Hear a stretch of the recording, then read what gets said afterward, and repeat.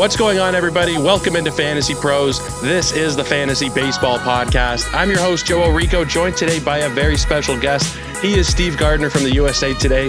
Steve, it's great to talk with you. I know we see each other typically every year in Arizona. We actually played a round of golf together a couple of years ago at the Bubba and the Blue Invitational. It's always great getting to talk with you, man. How you doing today?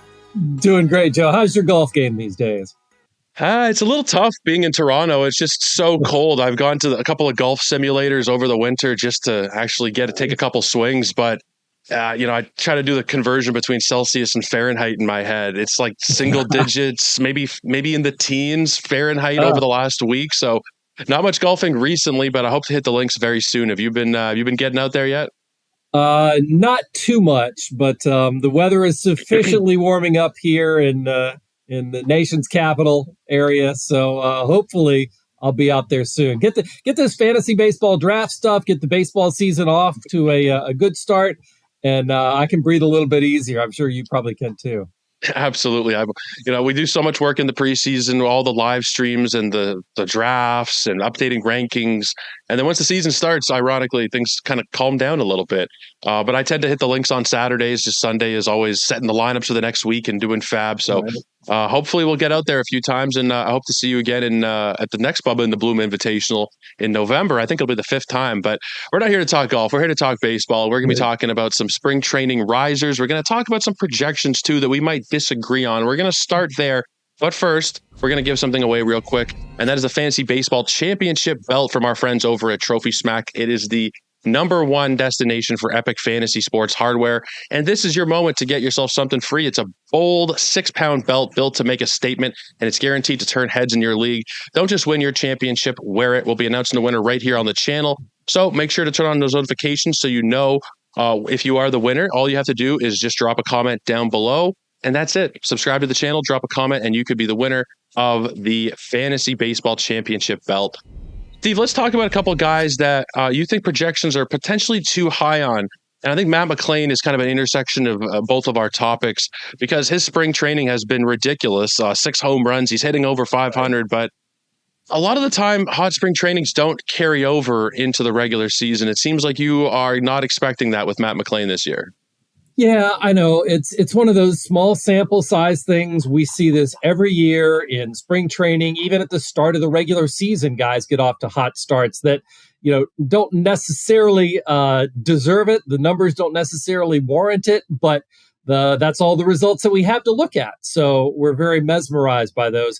I look at his, debut in 2023, and I see that wonderful slash line. It's been a while since he did miss all of 2024, but you look at that, it was 290, 357, 507 in 89 games. And then all of a sudden, people like this guy has a tremendous future, sort of derailed with that injury that cost him all of the next year. But then last year, I think more of who he is, 147 game sample, so bigger. And he hit 220 with a 343 slugging percentage. And I think that's probably his closer to his identity. And it's just one of those things where the ADP now has just blown up because of his great spring. And I still worry about his ability to make contact. And although it sounds like he's going to be in a pretty good spot in that Reds lineup, I still worry about him just being able to show us glimpses of what he did back in 2023. I find it hard to disagree with anything you said there. I think people are looking to react and potentially overreact to anything right now, whether it's a couple innings in the WBC. I did a draft last night and Daniel Palencia went 65th overall or something.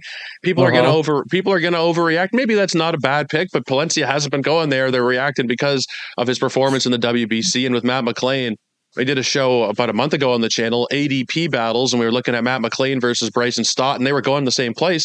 Now Matt McLain is 50 picks ahead of Bryson Stott, and I don't know if that's justified just based on 15 games, and they've been 15 great games for McLain. But another thing is when guys go this hot in spring, how often does it carry over? Sometimes it does, but expecting that to happen with the increased price, I think I agree the projections are a little bit too high on Matt McLain this year, and maybe not expecting a full disappointment, but as the 7th second baseman, it feels a little bit too rich for me. The other name that you are fading here is Freddy Peralta, and I know Joe Pisapia is going to want to have some strong words with you because he is a huge Freddy Peralta fan. I'm sure it has nothing to do with the fact that he's a New York Met now, but why are you a little bit more pessimistic on Freddy Peralta than maybe the rest of the room is? Well, it feels to me like, obviously when you come to New York, there are much more higher expectations placed upon you. Freddy Peralta is going to have to be the number one guy, where in Milwaukee, I mean, you could probably say that Brandon Woodruff was the number one starter there, and Freddy Peralta could just kind of be the number two guy, the supporting guy. He's going to have to carry the load there in New York. So that's one, the expectations. Mid-3 ERAs in 2023 and 24, but last year it was down to 2.70, and 1.77 was his ERA in Milwaukee. So I don't know how much stock you want to put on that, whether it was being at home, being comfortable there, whatever. That still was extremely low, and you're going to have to take that out. And the other thing too, just taking a look at some of the numbers, his fielding independent pitching last year with that 2.70 ERA, the FIP was 3.64. That was the third highest difference among starting pitchers in a negative way. So I worry about regression from that standpoint. And I also worry a little bit about, the home run rate last year was historically low for him. And that is another thing too. Home run to fly ball rate was 10.4%, which in the previous couple of years in Milwaukee was 13.1 and 16. So you see the progression there. I find it hard to believe that he has found the secret to pitching. That this just seemed to me to be like kind of a statistical anomaly, and to expect that sort of thing to continue, which it seems like drafters are considering his ADP. That would concern me. Yeah, the NFBC is doing their premier contest now, the main event, and Freddy Peralta is a top 50 pick. 47 is his ADP. A little bit too rich for me. If I was getting him as a second starting pitcher, maybe in the 70s or 80s, I'd be willing to do it. But I agree that 2.70 ERA last year feels like a little bit of an outlier when you look at the previous 3 years at 3.58, 3.86, 3.68. And all the supporting metrics have generally been a mid-threes, even potentially low 4 ERA. If you're looking at the expected ERAs, the FIPS, the XFIPS, Sierra, whichever number you look at, Freddy Peralta probably should have been about a run higher last year. He had the really low BABIP at 243, and he stranded 86% of his base runners, which was much higher than he had in his career, and about 10% higher than projections see him this coming season. So I like Freddy Peralta if I can get him as a 2, but as my ace, I think there's a lot of risk there, and I'm not sure I'm willing to take that chance on him in 2026. I will say one thing we can tell Joe about this Mets team is I like the defense up the middle. In Milwaukee, it was great with Joey Ortiz and Bryce Turang. Yeah. Francisco Lindor, Marcus Semien, still pretty good up the middle. Worry about the corners a little bit because you're going to have Bo Bichette playing a new position. You're going to have Jorge Polanco playing a new position on the corners. That kind of concerns me as well. So, some of those base hits that get through may be because of their inexperience in playing those positions. Yeah, I mean, longtime viewers of this channel, and they can see the Blue Jays hat. They know I'm a Jays fan. I've watched a lot of Bo Bichette over the years. I can say with a high degree of certainty, he is not a third baseman going forward, or at least he shouldn't be. Yeah. He struggled quite a bit at short, and it wasn't so much the range. It's more the arm that I worry about. The range is also a bit of a problem, but it's more the arm, I think, with Bichette.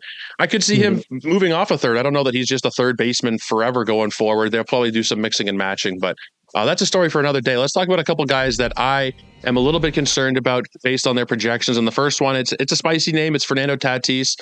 Over the last 3 years, it's been 25, 21, and 25 homers, 78, 49, and 71 RBI. The batting averages have been roughly about 260, 270. He hasn't been able to reach those heights that we saw in the first couple of seasons. In his debut in 84 games, it was 22 homers, 16 steals. He hit 317. He has the 42 home run season, and then he misses all of 2022. And since he's returned, I don't know that he has been quite the same player, but projections across the board have him exceeding that home run total of 25, which is the high over the last 3 years. They have him going over 100 runs, going into the 80s, if not 90 RBI range, and they have him hitting usually in the 270s. And Steve, I just worry a little bit that maybe whether it's the PEDs, whether it's the multiple shoulder surgeries that Tatis had, that he's not quite the same player that he once was. And I'm not saying that he's going to be bad, but I just don't know if he's a first round player necessarily. I could have taken him last night on the 1-2 turn. I passed and took Corbin Carroll. What are your thoughts on Fernando Tatis this year? Are you worried like I am a little bit about him? Yeah, you raised some great points, and I worry a little bit about the injuries and the supporting cast too. I mean, the Padres have had a very good supporting cast around him. Juan Soto's and guys that have been there. I don't know that this year's Padres lineup is as frightening, and for that reason, the counting numbers may continue to be lower than we expect. I think he's a risky pick. Obviously, the talent is tremendous, but if you're taking him around that turn, or thinking about taking him in the first round, you may want to at least reconsider it a little bit and see what your options are, like with Corbin Carroll. Yeah, Carroll, Gunnar Henderson, Kyle Tucker. Those are kind of the guys that I would be preferring over Tatis. If I'm in the middle of the second round and he's still there, I'd probably take Tatis. But he's been a first round pick for most of draft season. And I don't think it's a terrible pick, but I think there is still some downside with Tatis that people are maybe just still hoping, he can be that 40-30 guy that we were expecting. And maybe he can, but I kind of need to see him prove it before I'm willing to take him in the first round. The other guy that I'm a bit concerned about is Chase Burns.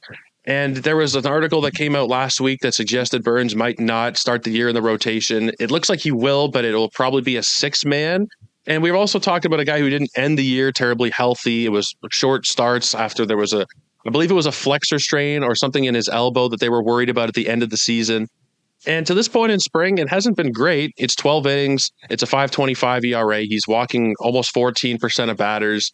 I think that people are expecting a little bit too much from Chase Burns, Steve. He is not quite a top 100 pick anymore, but in that main event, 103. And the projections seem to think we're getting 130, 140 good innings out of him. I worry from a performance standpoint. I worry about the ballpark, and I also worry if he's healthy. Yeah, and I did move him down in my rankings just recently because of that. You get a little concerned when he doesn't really pitch a lot. I mean, you like to see pitchers ramp up their innings as spring training progresses, and the Reds have kind of backed him off a little bit. So it does make you wonder, how much they will push him during the regular season, and if they're going to have a 6-man rotation, or divide those starts up and not have him pitch more regularly, then that is a concern too. But the one thing, he just has such a high ceiling that if he does, put whatever injury concerns or anything behind him, you do have a pitcher who could vault himself up into the elite of starting pitchers with very little things needing to go right beyond just his talent. The skill set is immense. He's just a guy that there are enough worries that I think the price is high enough to keep me away. If I was going to take a shot in this range, I would probably rather go for Jacob Misiorowski. They have a similar ADP. Misiorowski had more innings in the majors last year. There's not a health concern to the same degree that there is with Burns, and they've been going neck and neck. I'd prefer to take Misiorowski. They're both risky, but I agree. If things go right, you could be looking at number 1 and number 2 on a bunch of Cy Young ballots over the next decade. I just don't know if 2026 is the year where I necessarily want to be taking that chance. Guys, before we keep it going, I want to remind you about Fantrax. Fantrax is the home of fantasy sports for year-round engagement, off-season trades, real-time updates, seamless player transactions, and everything else that'll keep the excitement alive 365 days a year. You can use our extensive lists. You can use 200 manager plus leagues. There are so many things you can do over at Fantrax. And it is the best place to be playing fantasy sports in 2026. If you haven't signed up already, if you're looking for a place to play your league, sign up at fantrax.com/fantasypros. That is fantrax.com/fantasypros. Let's talk about players that the projections might be a little bit too low on. Steve, you got Carter Jensen as the first one. I worry a little bit about the whole Salvi, Carter, Jensen, backstop, first base, DH kind of grouping there. How do you expect the playing time to work out in Kansas City here behind the plate? Well, Joe, the draft that you and I were in, the FSGA Champions draft, Carter Jensen was a guy that I may have jumped ADP a little bit for in getting him, just because I really love the skill set. And you mentioned the positions and the lineups and all that sort of stuff.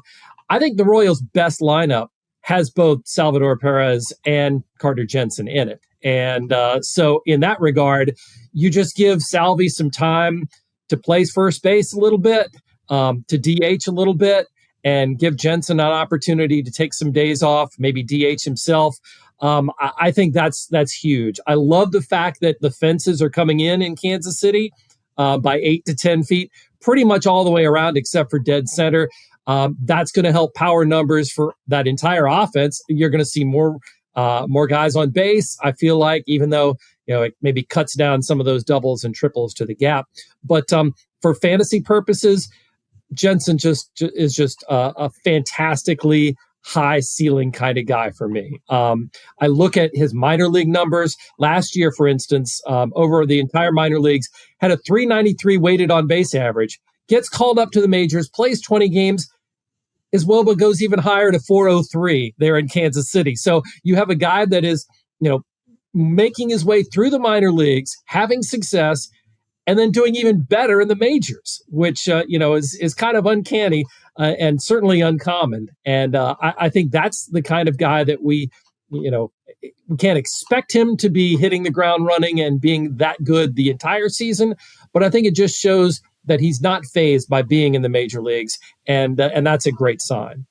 I completely agree. I think the skill set is, I wouldn't say unimpeachable, but for a 22-year-old catcher, it's pretty darn close. He's carried over into spring training as well, 11 games. He has 3 homers. The WRC plus is at 104, which I think there's room for that to go up as well. He's hitting the ball hard, 12% barrel rate in spring after a 21% barrel rate in the majors last year. Small sample size, but the talent is immense. I think I completely agree that he will play, whether he's at catcher, whether he's DHing, whether they want to try him at first here and there. Probably not too many times at first, but we'll see how they end up fitting together the jigsaw puzzle. But I do expect Carter Jensen to be in the lineup quite a bit. The plate discipline for a guy at his age, especially as a catcher, like he doesn't chase, he makes good contact, not a ton of strikeouts. And if you're looking at the swinging strike rate, it's really good. So I'm on board with Carter Jensen this year. And I'm also on board with, sorry, Steve. I was going to say, he even stole some bases in the minors. So there's a little bit more upside potential there as well from a fantasy perspective.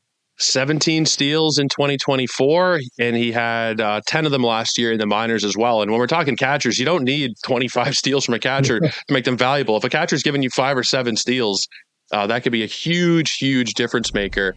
I'm also a big fan of the next player you got on the sheet here, and that is Ryan Pepiot. I love him over the years. He's always been very, very consistent, and now he gets to go back to Tropicana Field, where it's not such a ballpark concern like we had last year. The splits were not so drastic for him last year, but just going back to a pitcher's park, I think Ryan Pepiot is a really, really undervalued target this year. I'm right there. And the fact that, speaking of pitching, he's been kind of labeled as a 2-pitch pitcher throughout his career so far, but he's worked on that changeup. The changeup improved last year in terms of run values and StatCast was a -4 pitch in 2024. It was a +4 pitch in terms of run value in 25. He held opponents to a 200 average on that changeup. So that's good. What I think the key for Pepiot is if he can develop the slider, the cutter is the key for him. He threw a lot the slider, maybe about close to 20% of the time.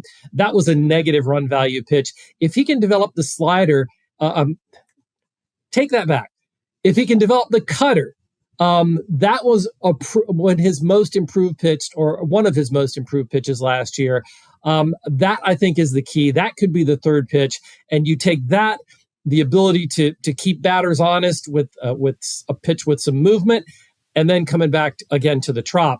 That's huge for him. So I do like Ryan Pepiot. I think he's being undervalued this year in drafts. I have a bunch of shares, and I know that we've had Paul Sporer on the show and Nick Pollock on the show, and everybody is into Ryan Pepiot this year. Everybody's into Nick Pollock this year too, but everybody's into Ryan Pepiot, and yet his price is not really going up as much as I would have expected it to. Mm-hmm. You can still get him in the mid 100s of a lot of drafts. NFBC, it's going to be maybe a little bit higher. Some sharper players over there at 113. If you're playing in the consumer, ESPNs, Yahoo, CBSs, I think Ryan Pepiot is going to be a pretty nice bargain for you this season as that SP3, SP4. A guy that I think can exceed SP3 or SP4 for sure is Eury Perez. I don't really understand the projections on him. Almost across the board, it's a 409, 404, 398 ERA. with a 120 whip for most systems. And considering he came back in his first year from Tommy John, he gave you 20 starts, where yes, it was a 4.25 ERA, but every supporting metric was good. The FIP was at 3.67. The expected ERA was at 3.24. The whip was at 1.05, and command is usually a big concern for guys in their first year back from Tommy John. It wasn't really for Eury. 8% walk rate was about in line with where he'd been in the past. The stuff was actually better than previous seasons. I think that he is an ace in the making, I should say. And people aren't really drafting him as such. In the NFBC, they are more and more. He's heading into the 60s. But like I said before, the consumer leagues, it seems like Eury Perez is still heavily discounted. And I think maybe the projections are keeping his price down a little bit in those formats. Absolutely. And, you've got a great pitcher's park there in Miami. Yeah. Maybe people are worried about the competition in the NL East or whatever that he may be facing on any given night. But still, the stuff plays, and he's just so fun to watch. I think we have one of the top breakout candidates. We could be talking Eury Perez getting Cy Young votes this season very easily in my book. Yeah, one of my bold predictions for the year is that he'll be a top 5 starter. Now, I don't know if it's likely, but it's bold for a reason. But I think SP1, if he could finish as an SP1, I'd be pretty happy with that. Top 12, top 15, depending on your format.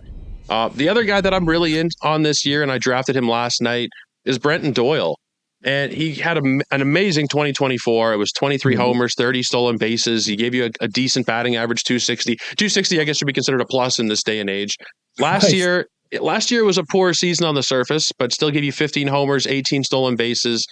And the thing with him is that the power metrics below the surface were intact. Everything was the same.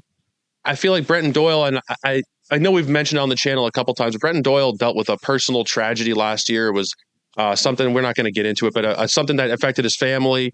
And I think a lot of the time we look at these players as assets on the spreadsheet, and we don't really factor in the off-field things as much. With Brenton Doyle getting a clear head coming into 2026, I feel like we can see good things come from him. He's hitting 346 in the spring. He's already stolen a couple of bases. And he's, of course, got Coors Field to play half his games in. Steve, have you found yourself landing on Brenton Doyle at all? I haven't, but I do like him as a player. And you know that you're going to get the stolen bases. The speed doesn't slump, so that's important. And he's really not going that high at all that you have your pick of a whole bunch of outfielders at that stage of the draft. It seems like recency bias is just pushing him down so far that that people are overlooking him or not even considering him sometimes, where he could be an asset for them. So I'm with you. And the Rockies were pretty terrible outside of Hunter Goodman last year. You've got to feel like there's some bounce back potential in that lineup. They may not be great, but at least some offensive bounce back potential, because really they were one of the worst offenses in baseball playing in one of the best hitters' parks in baseball. It's amazing they've managed to achieve that. It's almost impressive. If you told somebody you're going to manage a team at Coors and they have to be the worst offense in baseball, I think it'd be a pretty hard task, but they've managed to achieve it. I also drafted Hunter Goodman on that team last night, so I'm kind of buying into the Rockies, and Willie Castro is a guy I can get behind. It's not a terrible team for fantasy, especially with half their games in that ballpark. Mickey Moniak at home against righties, I can get behind it. I can get behind certain members of the team. Guys, we are going to talk about some spring training risers in ADP. But first, I want to remind you about our presenting sponsor, and that's Hard Rock Bet. Florida's official sports book, and they are legal in a ton of states with more coming every day. It is tourney time. It is NCAA March Madness time. My favorite thing to do this time of year is fill out a bracket. So join me in the volume bracket contest presented by Hard Rock Bet.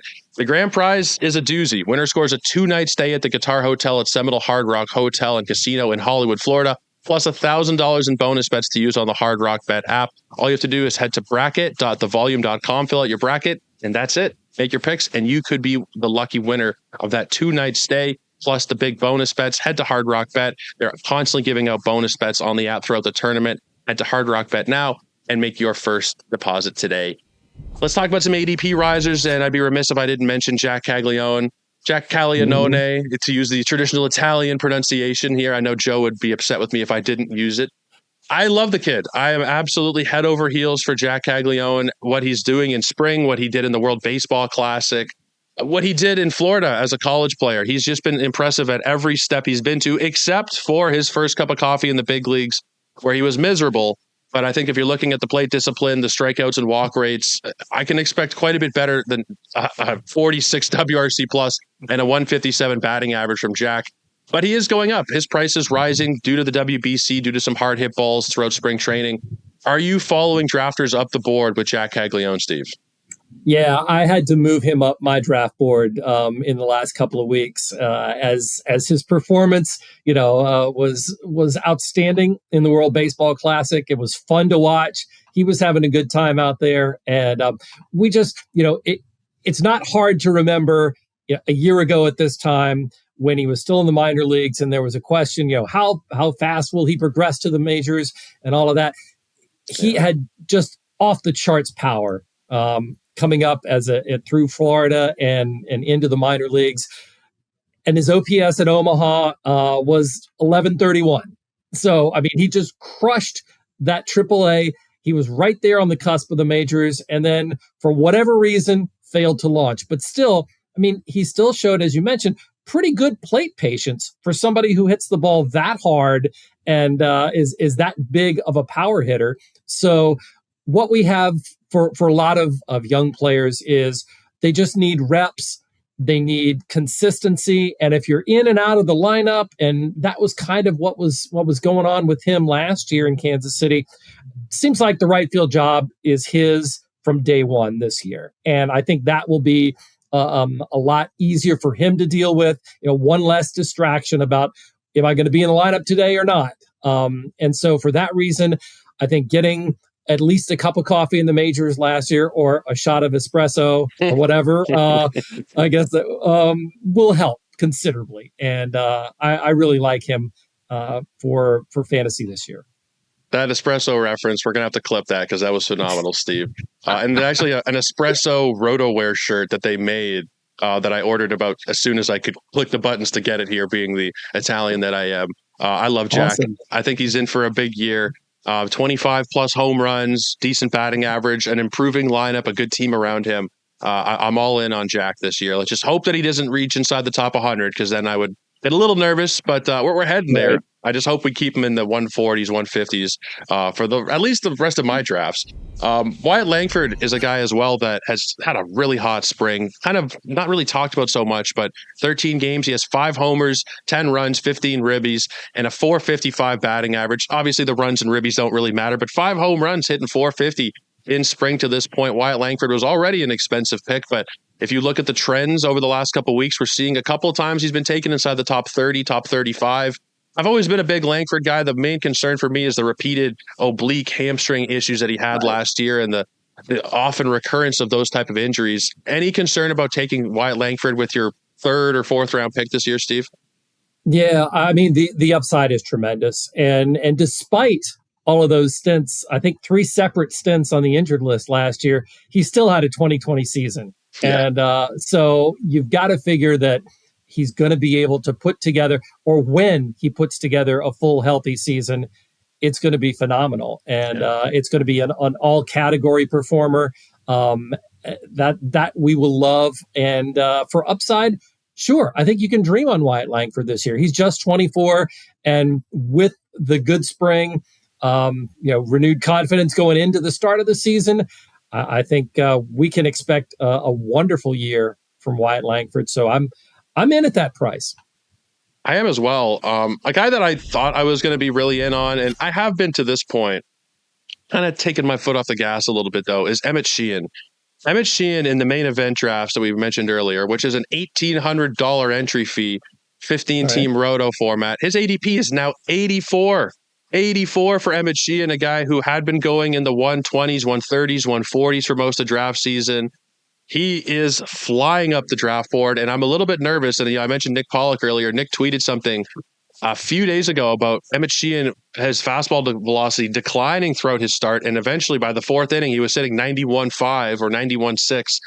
Not what I want to see from a guy who was sitting 95.6 last year, and in spring this year, he's down almost 2 full notches. But I love the talent. The talent's almost unimpeachable. The team context, he could win every start hypothetically for the Dodgers. I want to take him, Steve, but pick 84 is getting a little bit cost prohibitive for me. Yeah, I know. But you look at the numbers from last year in really getting his first look at major league hitters. The ERA under 3, the WHIP under 1, strikeout rate among the tops if he had enough innings to qualify would be among the leaders there. And the strikeout to walk ratio even over 4. That's just fabulous. And what a base of skills to start with. And the thing that impresses me the most, and hopefully this dip in velocity, I mean, we see this in spring training with so many pitchers. You come through a dead arm period or whatever, and you lose velocity, you lose some effectiveness. And for a lot of pitchers, that phase just passes and we get into the regular season and nobody really thinks about it. So hopefully that's what we're dealing with here. I just think about last year, his elite swinging strike rate. Yeah. You can, when you have that, it doesn't really matter as much the sample size if you're getting batters to swing and miss at your pitches. And I think for Emmet Sheehan, that was maybe the most impressive thing that I saw with him. I don't think, that's going to go away anytime soon. And with so many other question marks in that Dodgers rotation, somebody who can stay healthy for a full season is there to take advantage of it. I think Sheehan is an excellent guy to target, but as he keeps moving up, as you mentioned, there's some concerns that you may be passing up somebody else who may be a little bit more solid, a little bit more with a longer track record. Yeah, I think in the consumer leagues, you're not going to have to pay quite a premium if you're looking at like FantasyPros consensus ADPs. He's still outside of the top 100 picks. So while he is going up, I think that is just the NFBC brain where you're looking to shoot for this high upside as possible. But FantasyPros consensus is 137. So a 50 pick difference is quite stark. I think we need to mention at least Konnor Griffin here because people are still drafting. He went in the 9th or 10th round in my draft last night. I don't really get it. I know he's hit the 4 home runs in spring, but other than that, he's not really drawing walks. He's hitting a $194 with a 293 on base rate, and they're kind of hinting that he's not going to start the year in the majors. I personally have him ranked 3rd among the big 3 shortstops with Weatherholt and McGonigal, and I'm probably on an island there. But I think the other 2 just have such a clear path to playing. Where Griffin, we saw what the Bucks did last year with Bubba Chandler. We thought he was going to be up in April and we had to wait 5 months. Do I expect that? No, but I also don't really trust the Pirates to do the right thing here, Steve. No, I see. I think the comments you're referring to that I saw too from Don Kelly is that, when the time comes, he's throwing out things like that. It's going to be fun. I think that kind of indicates that he's probably going to go to AAA, which, he didn't spend any time at AAA last year. He ended the season at AA. So that makes a lot of sense. That said, I still feel like the Pirates will promote him soon. Maybe at the end of April or something fairly soon during the season, because this is a team we've heard it repeated over and over about. Paul Skeens is not going to be there forever. You're not going to have Paul Skeens in Pittsburgh, beyond what he's contractually obligated to. And you want to get as much talent in the majors surrounding him as possible. And while you may have your concerns about whether Marcell Ozuna is that, or Ryan O'Hearn is that, or Brandon Lau is that, they're at least an upgrade on what the Pirates did have.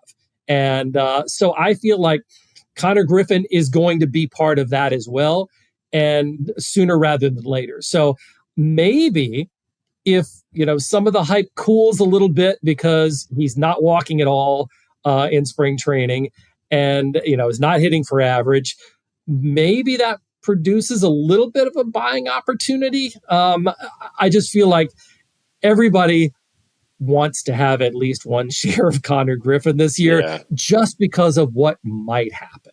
And that was my approach in my Tout Wars NL draft and going the extra dollar to get Konnor Griffin on my roster. I think he's going to be a special talent. And again, he doesn't turn 20 until mid-April. It's insane. It really is insane how talented he is. We had Jeff Ponce on our Fantasy Fest last week. And Jeff said that in his 20s or some odd years of covering baseball, he might be the most talented prospect he has ever seen. Wow. It's high praise for Konnor Griffin, but as you mentioned, not a single game in AAA, only 21 games in AA. So maybe he needs a little bit more seasoning. But once he's up, talking real fantasy, this could be a 5 or 6 win player in real life baseball once he is up. And Hall of Fame type of upside. I just hope that we get to see him sooner than later. We'll wrap up with one more player, and I'm contractually obligated to talk about the Blue Jays at least once on every show that I do. Daulton Varsho hit his 5th home run of spring today. He's hitting 400, which I don't expect to carry over. But Daulton Varsho last year, 20 home runs in 71 games, a 15.9% barrel rate that he has replicated in spring to this point, and something that we sometimes forget about, but is actually pretty important in my eyes. It's a contract year for Daulton Varsho. He's playing for a new deal, maybe a little bit of extra motivation. He was on a 40 home run pace last year, Steve. I think the upside is pretty massive for Daulton Varsho. What are your expectations for him, and are you willing to take a shot on him? Absolutely, I am. And if he's going after pick 200 or wherever in drafts, that power potential is super enticing. Of course, it comes with a 227 career batting average. So we have to realize that there's a downside there. But in terms of finding that kind of power, I think you mentioned it, he had only 20 home runs last year because he didn't play very much and played less than half a season. So if you're just scanning the stats from last year, or whatever your draft software is, and it has last year's stats, he's not going to jump out. But if you know the rates that he was hitting home runs at last year, you know that this is a power bat to be reckoned with. So I like him. I think he's a good late round sleeper, obviously, and everybody's going to need power, and he certainly can provide it. As such an elite defender, there's no risk of him coming off the field and sitting for half the games. Even against left-handed pitching, he will play. And if you look at the projection that gives him the most playing time, which is the Zips depth chart projections, they give him just shy of 600 plate appearances, 32 homers, 9 steals, 93 RBI, and 84 runs. I'll work around a 227 batting average if I'm getting that. And a guy who's going in the same spot, whether it's FantasyPros, whether it's NFBC ADP, pick 200, like you said. So I think he is well worth the risk there. But Steve, I really appreciate you taking the time. I know between baseball and March Madness, there's a lot going on, but I really appreciate you coming on today. Hey, Joe, this has been a pleasure, and it's helped me a little bit for the drafts that I still have left. So looking forward to getting those done and getting the season started. Where can people keep up with your work? I know you're at USA Today, but social media, any articles or anything coming up you want to plug? Sure. Yeah, we're just, in fact, the print version of USA Today Sports Weekly just came out this week. It's our big fantasy extra issue where it has labor draft results and all projections and all of the analysis and everything. So if you like to have a copy of something in your hand to take to your draft, please check that out. A lot of the information in there is online at usatoday.com, and you can find me on social media. I'm at Steve A. Gardner. Guys, make sure you're following Steve, keeping up with all that he has going on in the fantasy world. One of the absolute best, a true legend, and we really appreciate you taking the time today. Guys, for Steve Gardner, I'm Joe Orrico. We'll talk to you next time right here on the Fantasy Pros Baseball Podcast.